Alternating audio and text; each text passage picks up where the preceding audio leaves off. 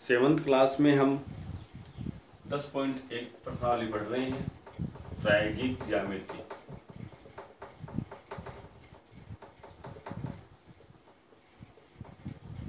दस पॉइंट एक के 2 सवाल हो गए थे। तीसरा सवाल देखिए, मान लीजिए एल एक रेखा है, तो जैसा जैसा सवाल में बोला गया है वैसा आप काम करें। एल एक रेखा है तो स्केल से एक रेखा खींचिए, इसका नाम एल। और पी एक बिंदु है जो एल पर स्थित नहीं है, और फिर एक पी बिंदु एल पर नहीं होना चाहिए वो, तो यहाँ पे ले लेते हैं हम बिंदु पी। उसके बाद में पी से होकर एल के समांतर एक रेखा एम खींचिए। ध्यान देना अच्छी तरह से कि पी से होकर एल के समांतर एक रेखा एम खींचना है जो एल के समांतर। तो सबसे पहले पी बिंदु को इससे मिलाना है। आप इस तरह से स्केल से इसको मिला दीजिए और यहाँ पे कोई भी बिंदु लगा दीजिए। उसके बाद में इसके एकांतर कोण बराबर होने चाहिए। समांतर रेखाओं के एकांतर कोण या तो इधर वाला कोण है तो इधर बनाना है, या फिर इधर बना रहे हो तो इधर।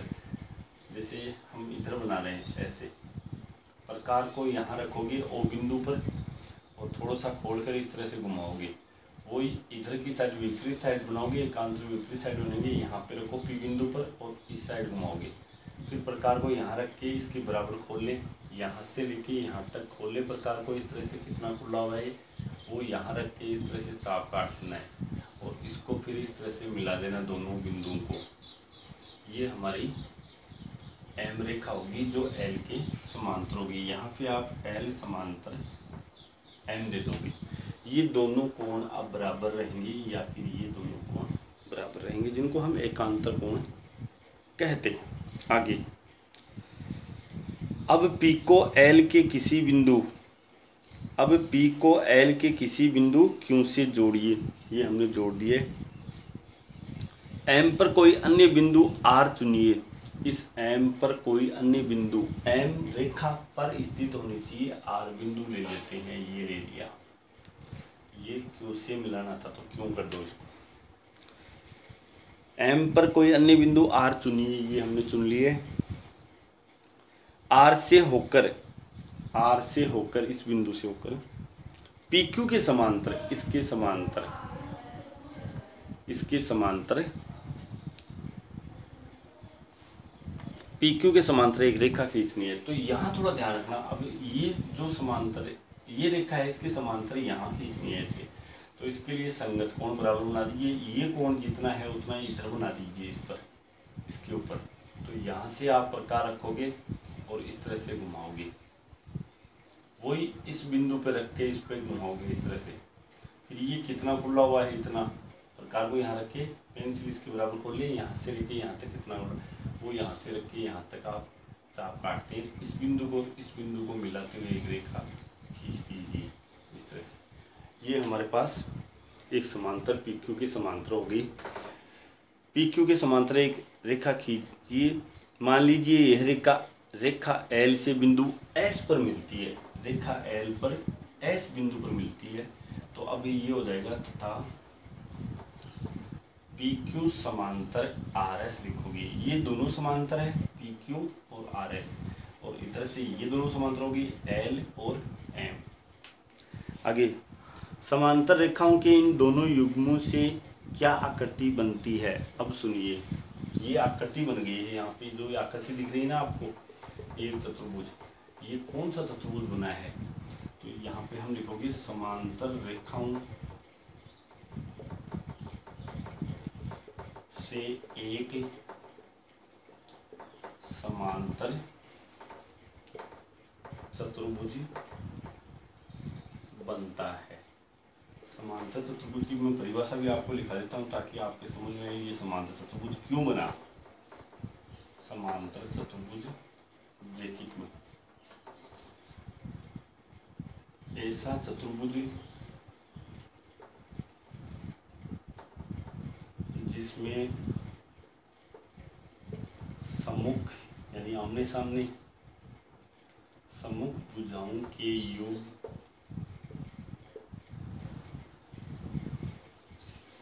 समांतर हो,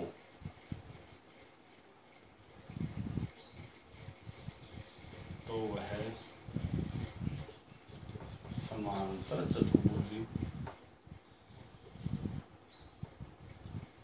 कहलाता है। इस तरह से आपको ये सवाल करना है। उसके बाद में ये 10.1 प्रश्नावली कंप्लीट हो जाती है। उसके बाद में हम 10.2 प्रश्नावली देखेंगे। 10.1 में 3 ही सवाल थे, तीनों मैंने बताए हैं, तो बहुत ही अच्छे सवाल थे। थोड़ी सावधानी से करना। पेंसिल आपकी बहुत ही पतली होनी चाहिए। एक आकृति बनाने के बाद उसको छीलें आप अच्छी तरह से, और स्केल का सहारा लें, प्रकार का सहारा लें, पेंसिल का सुंदर सुंदर राइटिंग बनानी है।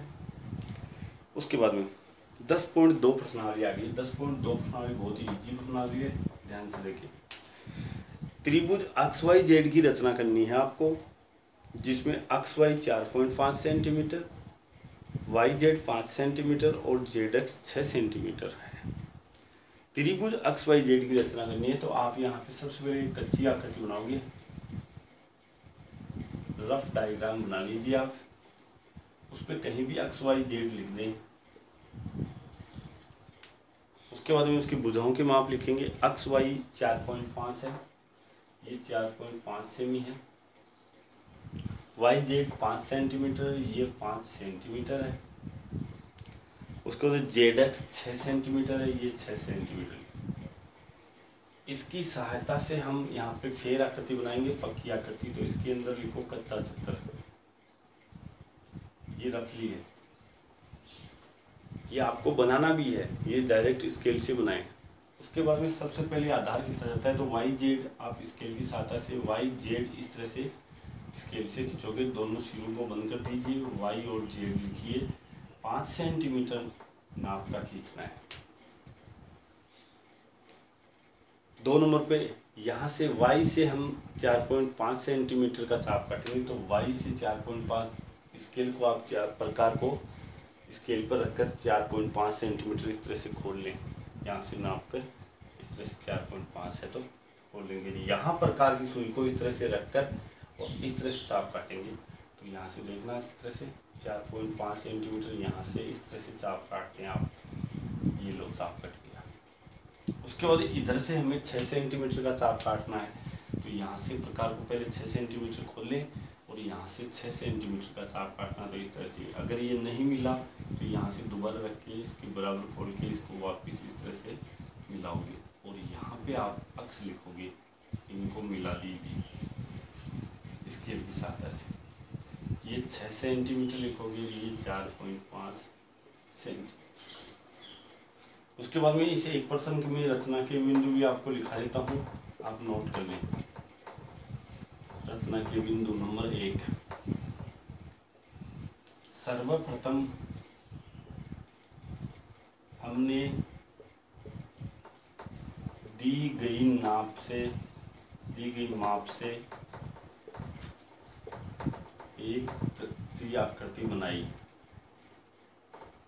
कच्ची आकृति बनाई, सबसे पहले ये लिखना है। फिर 2 नंबर का बिंदु है, फिर हमने स्केल या पटरी की सहायता से 5 सेंटीमीटर लंबाई का एक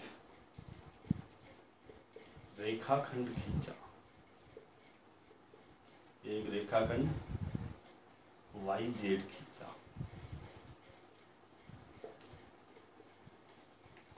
तीसरा, बिंदु वाई से प्रकार की सहायता से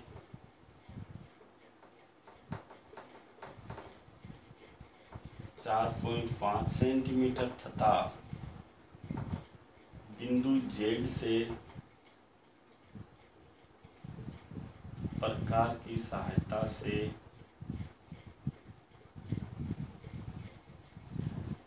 6 सेंटीमीटर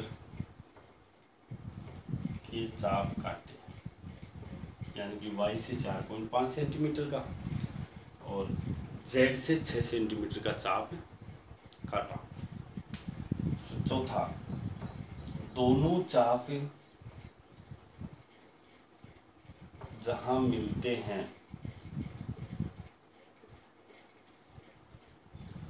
वहां बिंदु अक्ष अंकित करके अक्ष को y तथा z से मिलाया। अंत में पांचवा बिंदु यहां देख लीजिए, पांचवा बिंदु इस तरह है, त्रिभुज एक्स वाई जेड प्राप्त किया। ये इसकी रचना होती है। तो रचना को आप बिंदु में लिखोगे, अच्छे नंबर आएंगे। और रचना अवश्य लिखनी है, रचना के आपको नंबर मिलते हैं। उसके बाद में अगला सवाल देखते हैं हम। इसको देख लीजिए, उतार लीजिए पहले।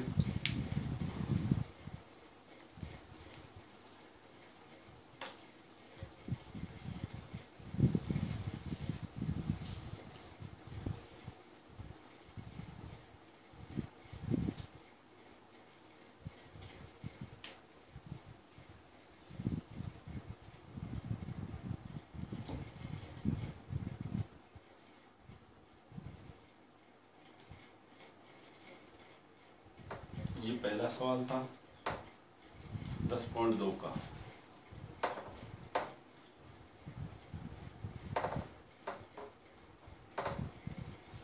दूसरा सवाल आप स्वयं करोगे। 5.5 सेंटीमीटर भुजा वाले एक समबाहु त्रिभुज की रचना करनी है। तो समबाहु त्रिभुज में आप इस तरह से कच्ची आकृति बनाएंगे, भुजा उसकी 5.5 लिखोगे, तीनों भुजा समान रहेगी। समबाहु त्रिभुज वह त्रिभुज जिसकी सभी भुजाएं समान हो। त्रिभुज का नाम अपनी मर्जी से लिखोगे, नाम दिया हुआ नहीं है। ये कच्ची आकृति है, फिर वैसे ही जिस तरह से पहला बनाया था वैसे। सवाल नंबर तीसरा देखिए। तीसरा सवाल हमारे पास है, त्रिभुज PQR की रचना कीजिए जिसमें PQ 4 सेमी, QR 3.5 और PR 4 सेंटीमीटर है। यह किस प्रकार का त्रिभुज है? तो यहाँ भी इसका भी आपको कच्चा चित्र बना के बता देता हूँ, आप स्वयं करोगे। पहले की तरह ही ये है, नाम होगा इसका PQR, कहीं भी नाम लिख सकते हो। उसके बाद में इसकी भुजाएं दे रखी है, PQ 4 सेंटीमीटर, उसके बाद में QR 3.5 सेंटीमीटर, PR 4 सेंटीमीटर। ये तीनों भुजाएं दे रखी है। इसकी रचना आप लोग कर लोगे, बना लोगे इसको। फिर अंत में एक लाइन लिखोगे कि ये कौन सा त्रिभुज है। तो त्रिभुज की दो भुजा समान दिख रही है, इसमें 4 सेंटीमीटर PQ और PR भी 4 सेंटीमीटर। दो भुजा, जिस त्रिभुज की दो भुजाएं समान हो उसे हम समद्विबाहु त्रिभुज कहते हैं। तो ये एक समद्विबाहु त्रिभुज बनेगा। अंत में एक लाइन लिखनी है, आपसे पूछा गया है यह किस प्रकार का त्रिभुज है, तो आपका जवाब हुआ यह एक समद्विबाहु त्रिभुज बनेगा। उसके बाद में इसमें सवाल नंबर चौथा देखिए। चौथा मैं बता देता हूँ आपको। 4 नंबर सवाल देखिए। त्रिभुज ABC की रचना कीजिए ताकि AB बराबर, तो ABC त्रिभुज बनाते हैं ABC, ताकि AB 2.5 सेंटीमीटर, BC 6 सेंटीमीटर और AC 6.5 सेंटीमीटर। कोण B को मापिए। कोण B को बाद में मापेंगे, यहाँ पे लिखना है आपको कच्चा चित्र। सबसे पहले BC खींचेंगे स्केल की सहायता से 6 सेंटीमीटर, BC 6 सेंटीमीटर। फिर B बिंदु से प्रकार को खोलिए 2.5 सेंटी का, और 2.5 सेंटी का चाप इस तरह से काट दोगे। यहाँ से तुम लोग इसमें सी से 6.5 सेंटीमीटर खोल के इस तरह से चाप काट दोगे यहाँ सी पर रख कर इस, और यहाँ पे बिंदु ए लगा दोगे, इसको इस तरह से मिला दोगे, ए बी सी। उसके बाद में इस कोण बी को नापना है, यहाँ से इस कोण को नापना है, तो कोण बी बराबर जो भी आपका नाप आए, मान लो मेरे यहाँ पे 90 डिग्री आ रहा है तो मैं यहाँ पे 90 लिख दूँगा, आपके 89 आ रहा है, 85 आ रहा है, जो भी आ रहा है वो लिखोगे। हालांकि सभी के समान आएगा, कोण अलग अलग नहीं आएगा। इस तरह से ये चौथा सवाल कंप्लीट करना है। उसके बाद में ये 10.2 प्रश्नावली हमारी यहाँ पे कंप्लीट होती है। 10.3 प्रश्नावली में देखते हैं हम।